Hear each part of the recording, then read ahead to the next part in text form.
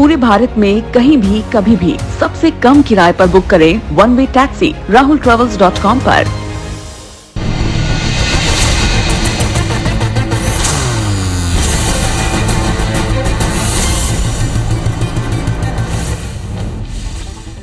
भारत और श्रीलंका के बीच आज एशिया कप में करो या मरो का मुकाबला खेला जाना है। अगर आज टीम इंडिया हार जाती है तो वो फाइनल की रेस से बाहर हो जाएगी। वही श्रीलंका लगातार दूसरी जीत हासिल कर फाइनल के लिए अपना दावा मजबूत करना चाहेगी।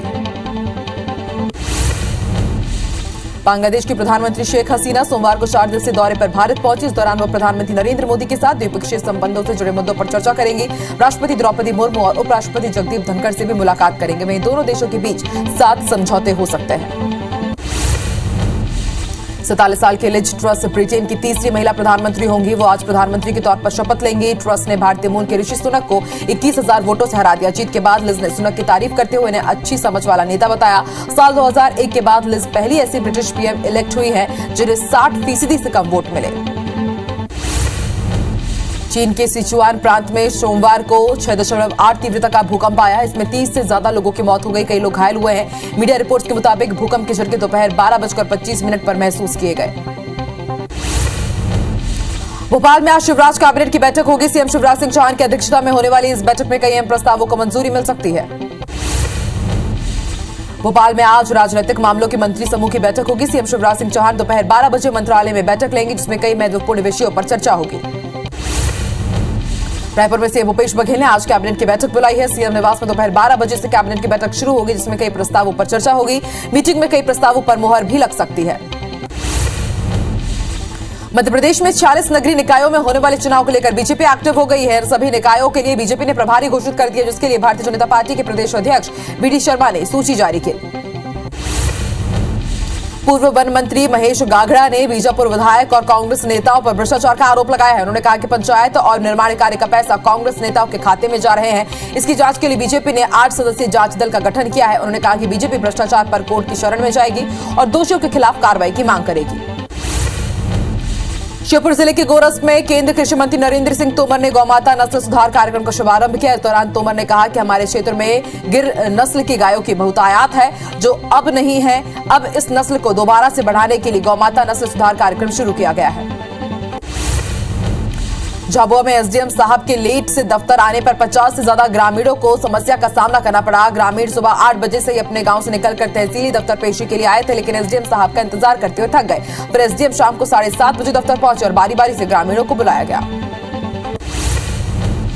रायगढ़ के ग्राम बाइंग और चपले में करीब 4 साल पहले बनाई गई सड़क एकदम बिल्कुल खराब हो गई है और इसके लिए ग्रामीणों की जमीन को भी अधिकृत किया गया था, जिसके बाद कोर्ट ने जिला प्रशासन को मुआवजा देने का आदेश दिया था, लेकिन लोगों को 4 साल बाद भी मुआवजा नहीं मिला है। ऐसे में हाईकोर्ट ने रायगढ़ जिला कलेक्टर एसडीएम को 30 सितंबर तक कोर्ट में पेश होने के लिए कहा है।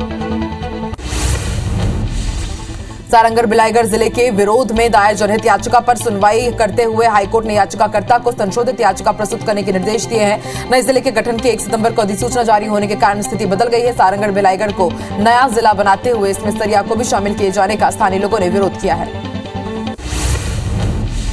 कवर्धा कलेक्टर ने जिला चिकित्सालय के civil surgeon doctor PC Prabhakar और आदिम जाति कल्याण विभाग के सहायक आयुक्त आरएस टंडन को पद से हटा दिया है। हटाने के पीछे आदेश कॉपी में कोई कारण नहीं लिखा गया है, लेकिन कुछ समय से दोनों ही विभागों की काफी शिकायतें मिल रही थी। सिंगरौली के बरगावा में 75 लाख रुपए कीमत के एल्यूमीनियम चोरी हुआ था। पुलिस ने लगभग 48 लाख रुपए कीमत का एल्यूमीनियम और 10 लाख रुपए नकद बरामद किया है। पुलिस ने एल्यूमीनियम को कानपुर से जब्त किया। साथ ही एक स्थानीय कबाड़ी की भी गिरफ्तारी हुई है। आईटीबीपी जवान सरहद पर चीन को तकनीकी मोर्चे पर मात देने की तैयारी कर रहे हैं। इसके लिए आईटीबीपी को जबलपुर में स्थित एशिया के सबसे पुराने टेलीकॉम ट्रेनिंग सेंटर में खास ट्रेनिंग दी जा रही है, जिसमें ट्रांसमिशन और ऑप्टिकल फाइबर से जुड़े तकनीकी विषय शामिल हैं। आईटीबीपी की ट्रेनिंग 10 दिनों तक चलेगी। सरगुजा में एक बार फिर आईबीसी 24 की खबर का बड़ा असर देखने को मिला। जिले के सेदम गांव में उल्टी दस्त से पीड़ित महिला की मौत और डायरिया से पीड़ित ग्रामीणों की समस्या की खबर को आईबीसी 24 ने प्रमुखता से दिखाया, जिसके बाद कलेक्टर ने निर्देश दिए और स्वास्थ्य विभाग की टीम ने वहां पर पहुंचकर कैंप लगाया, चेकअप किया।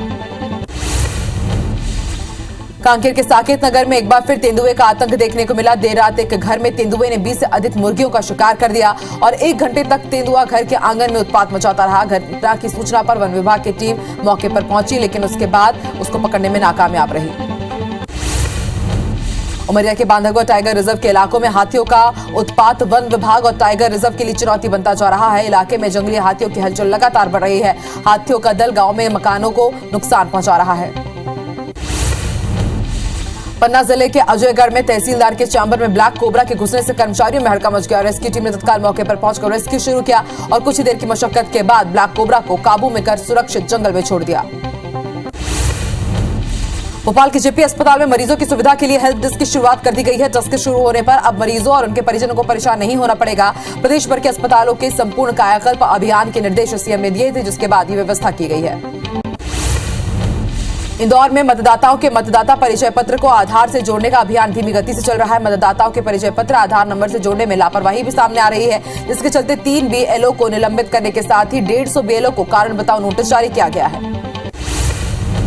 रायपुर के पंडित रविशंकर शुक्ल विश्वविद्यालय में जेम्स एंड ज्वेलरी का नया पाठ्यक्रम शुरू हो गया है, जिसमें छात्रों को 1 साल में डिप्लोमा सर्टिफिकेट और 3 साल पढ़ाई करने के बाद डिग्री सर्टिफिकेट दिया जाएगा। साथ ही युवाओं को सराफा व्यवसाय देने के लिए भी ट्रेनिंग दी जाएगी।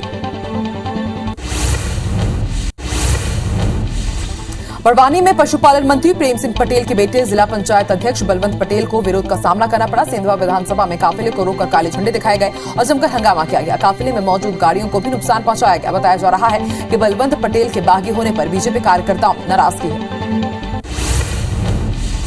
उमरिया जिले के चंदिया नगर में ट्रेनों के स्टॉपेज को लेकर लोग लगातार लामबंद हो रहे हैं। लोगों ने स्टेशन परिसर के सामने 15 दिवसीय क्रमिक भूख हड़ताल शुरू कर दी है। मौके पर रेलवे पुलिस बल और मध्य प्रदेश पुलिस की भारी संख्या में तैनाती की गई। वहीं बिलासपुर से पहुंचे प्रतिनिधि मंडल को संघर्ष समिति ने 15 दिन का अल्टीमेटम दिया है।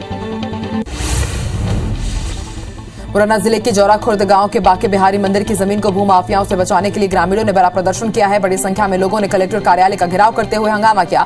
ग्रामीणों का आरोप है कि मंदिर के पुजारी भूमाफियाओं से साठगांठ कर रहे हैं और जमीन को बेचने की फिराक में है। इसकी जांच होनी चाहिए। राजनांदगांव में भारतीय जीवन बीमा निगम कार्यालय के सामने बैठकर एजेंटों ने धरना प्रदर्शन किया। इस दौरान उन्होंने पॉलिसी धारकों और एजेंट हित में बातें नहीं की और अपनी मांगों को जल्द से जल्द लागू करने के लिए कहा।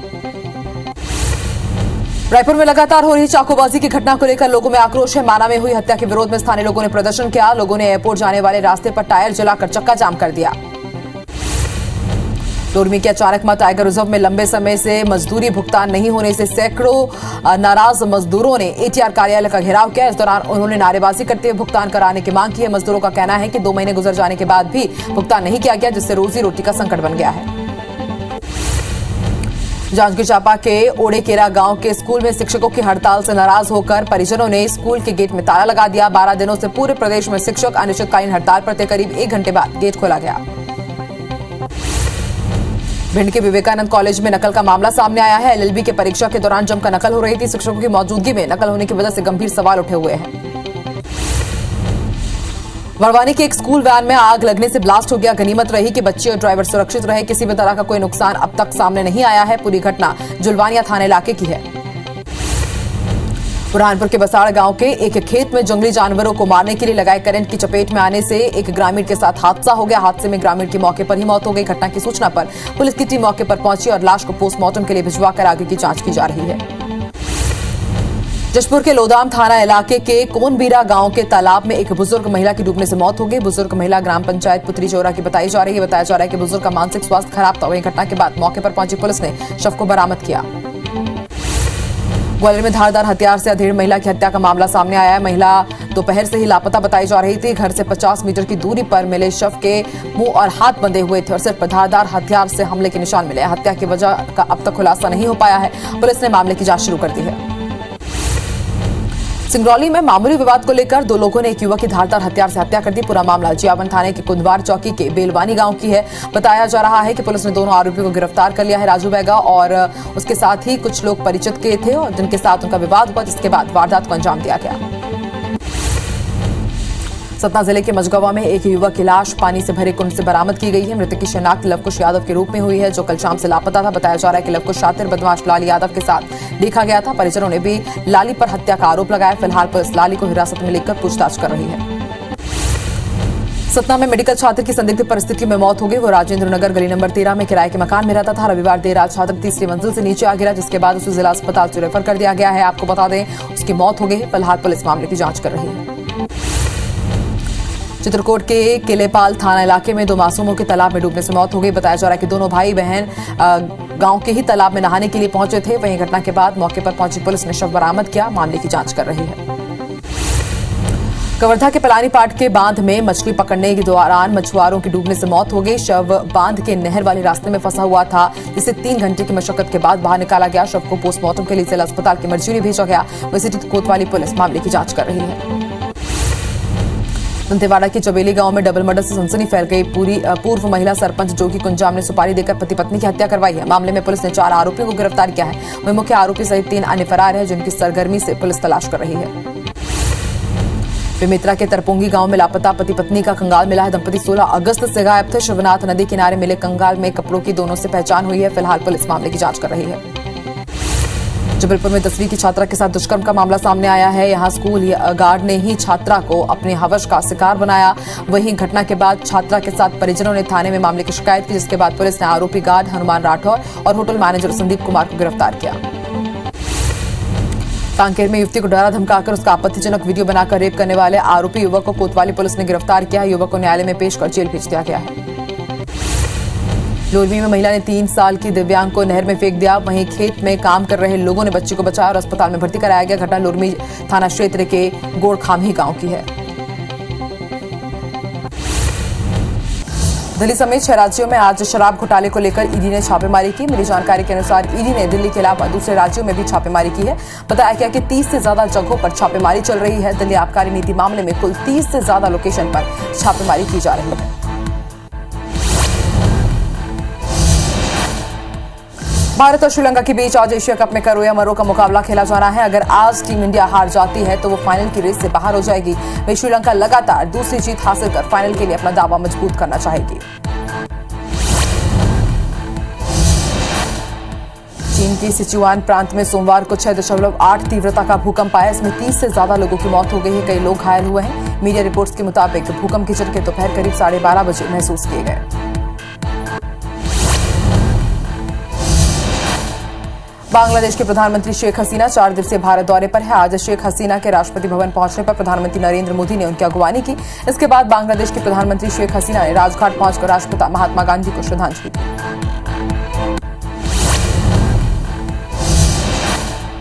सैंतालीस साल की लिज ट्रस ब्रिटेन की तीसरी महिला प्रधानमंत्री होंगी। वो आज प्रधानमंत्री के तौर पर शपथ लेंगी। ट्रस ने भारतीय मूल के ऋषि सुनक को 21,000 वोटों से हरा दिया।